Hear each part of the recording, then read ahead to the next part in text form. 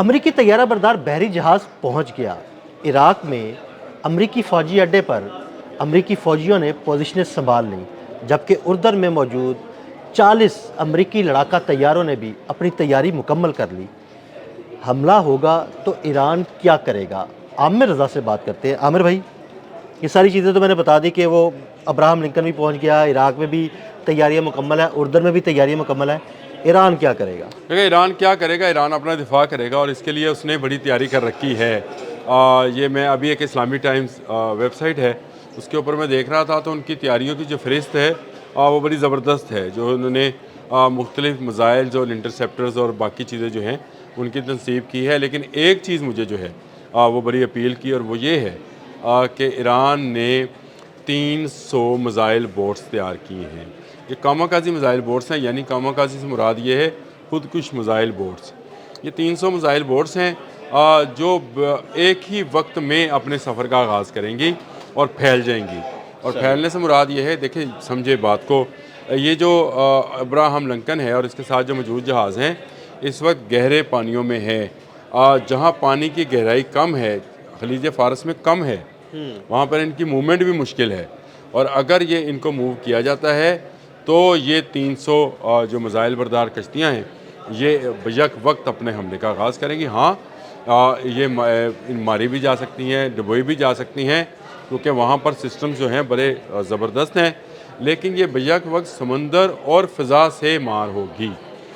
अब आप उसको समझे, समंदर में ट्रैवल भी करेंगी और साथ मिसाइल भी फायर करेंगी। ये समंदर में ट्रैवल करेंगी, मिसाइल फायर करेंगी, इनको निशाना बनाया जाएगा, इनके मिसाइल को निशाना बनाया जाएगा। लेकिन जो ज़मीन है, जो कि आपके पोर्ट्स हैं, ईरान के जो पोर्ट्स हैं वहाँ से और ईरान की फ़िज़ा से पैंथम 4 जो है जिसको पैंथम बोलते हैं और इसको F4 बोलते हैं जहाज़ को, वो या अली नामी मिसाइल जो है क्रूज़ मिसाइल उसको फायर करेगा, जो कि फ़िज़ा से समंदर की तरफ जाएगा और वहाँ पर बहरी जहाज़ जो है उसको निशाना बनाएगा। यानी ऐसा कोई मामला नहीं है, मैंने जो कहा था ना कि समंदर से और फ़िज़ा से और ज़मीन से जो है मिसाइल की बारिश की जाएगी। देखिए ये ईरान तैयारी कर चुका। मैंने आपको पिछला एक व्लॉग आप मेरे साथ कर रहे थे तो मैंने आपको बताया था कि इतनी दूर आबनाए हरमज़ में खड़ा करने का मकसद सिर्फ ये है कि F-35S यहाँ से उड़कर ईरान तक बासानी पहुँच जाए, इसको रीफ्यूलिंग की ज़रूरत ना पड़े। लेकिन एक वजह और भी है कि कादर और नूर नामी 2 मिसाइल जो हैं वो इस तक ना पहुँच सके, जिनकी रेंज कम है। तो इस तक कौन सा मिसाइल पहुंचेगा? ये मेरा एक सवाल है ना सवाल। ये इस तक पहुँचेगा जी खलीज फ़ारस। सही, खलीज फ़ारस के नाम से ही ईरान ने जो है ना अपना एक मिसाइल तैयार किया हुआ है। ये खलीज फ़ारस जो है ना जी, इसकी रेंज जो है ये कदरे ज़्यादा भी है और कदरे एक्यूरेट भी है। यानी इसका जो सिस्टम है, जो इसका नेविगेशन सिस्टम है, वो धोखा देने के काबिल है अमेरिकन तमाम उस इंटरसेप्टर्स को। और ये मिसाइल जो है नूर और कादर जो हैं वो फायर नहीं होने हैं इस वक्त। जो खलीज फ़ारस नामी मिसाइल, ये इसका नाम खलीज फ़ारस रखा ही इसलिए गया था कि खलीज फ़ारस की हिफाजत करेगा। सही, सच्ची बात है। और आबनाए हरमज़ मैंने आपको इसका नक्शा बताया है कि ये कहाँ पर वाक़या है। अब अमान के किन सालों के साथ ये बहरे इंदो बहरा अरब की तरफ वाक़या है और खलीज फ़ारस का भी गेटवे यही है। और यहीं से 20% तेल है गुज़रता है। यहाँ पर खलीज फ़ारस को जो है वो लगा दिया गया है, यानी ज़मीन में गाड़ दिया गया है, नस्ब कर दिया गया है, जो भी आप इसको कह लें मिसाइल को, और उसको जो है फायर किया जाएगा। और बड़ी बात यह है कि ईरान ने अभी तक किसी सैटेलाइट के अंदर इसका जो उसको क्या कहते हैं नक्शा है वो अभी तक पकड़ा नहीं जा सका है। कैसा खुफिया काम किया है उन्होंने और कैसा ज़बरदस्त काम है। इसकी स्टेल्थ टेक्नोलॉजी कितनी ज़बरदस्त बनाई हुई है कि ये अभी तक पकड़ा नहीं गया। और खलीज फ़ारस जो है ये मैं समझता हूँ कि ये गेम चेंजर हो सकता है इसके अंदर। और नूर और कादर अगर नूर और कादर फायर किए जाएंगे डिस्टर्ब करने के लिए, डिस्कार्ड करने के लिए, उनके इंटरसेप्टर्स को एक्टिव करने के लिए या उन पर फायर करने के लिए।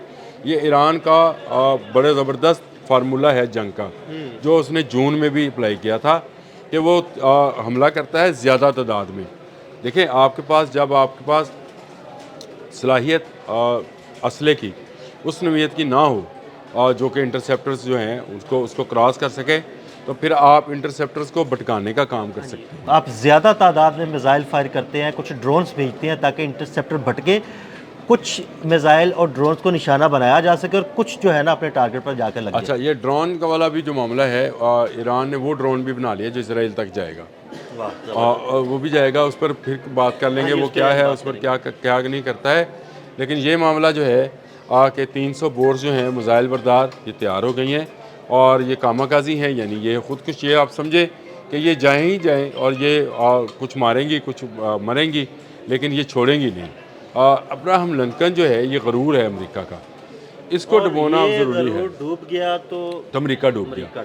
अमेरिका की वो जो ख्वाहिश है कि वो दुनिया के तमाम पानियों पर, बहरा हिंद पर भी उसका कब्ज़ा हो, बहरा अरब पर भी उसका कब्ज़ा हो, बहरा उस पर भी वही हो, बहर काहल में भी वही हो, तो तमाम समंदरों पर उसकी इजारादारी हो, और वो यही बात चाहता है। मेरा ख्याल है इस वक्त उसकी राह में अगर कोई रुकावट है तो वो ईरान है। ईरान का जज्बा है, ईरान की ये तकनीक है, जंगी तकनीक, कि वो ज़्यादा तादाद में हमला करके इंटरसेप्टर्स को भटकाने का जो है कामयाब तजर्बा कर चुका है। ये तजर्बा उसने जो जंग जून थी, पिछले साल जंग जून जो हुई, उसमें इसराइल के ख़िलाफ़ इस्तेमाल करके इसको कामयाबी से इम्प्लीमेंट कर रखा है, और अब वो समंदर में भी पूरी तैयारी कर रहा है। कल रात जब ये ख़बर आई थी कि अब्राहम लिंकन जो है वो आबनाए हरमुज़ तक पहुँच गया, यानी खलीज फारस के किनारे तक पहुँच गया, गो वो ईरानी सरहद के अंदर नहीं है, बाहर है, उसी वक्त एक मशक भी की गई समंदरों के अंदर। ये भी मैंने वो इस्लामिक टाइम्स में देखा मजमून उसको, और उसमें ये बात बताई गई कि ये 300 जो हैं इनको एक्टिव कर दिया गया है, 300 कश्तियों को। ये मिसाइल बरदार कश्तियाँ हैं, और ये जो हैं ये तबाह बर्बाद कर सकती हैं अब्राहम लिंकन को। आपने पूछा था कि अब्राहम लिंकन को के लिए क्या कोई है, तो जी बिल्कुल है।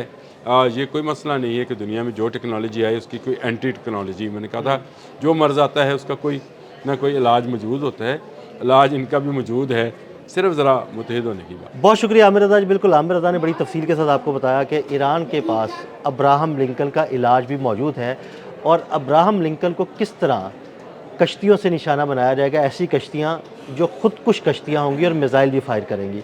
अदील अहमद और आमिर रज़ा को इजाज़त दीजिएगा।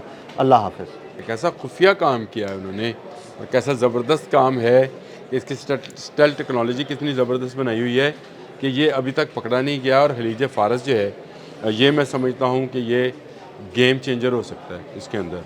और नूर और कादर अगर फायर नहीं, नूर और कादर फायर किए जाएंगे डिस्टर्ब करने के लिए, डिस्कार्ड करने के लिए, उनके इंटरसेप्टर्स को एक्टिव करने के लिए, या उन पर फायर करने के लिए। ये ईरान का बड़ा ज़बरदस्त फार्मूला है जंग का, जो उसने जून में भी अप्लाई किया था।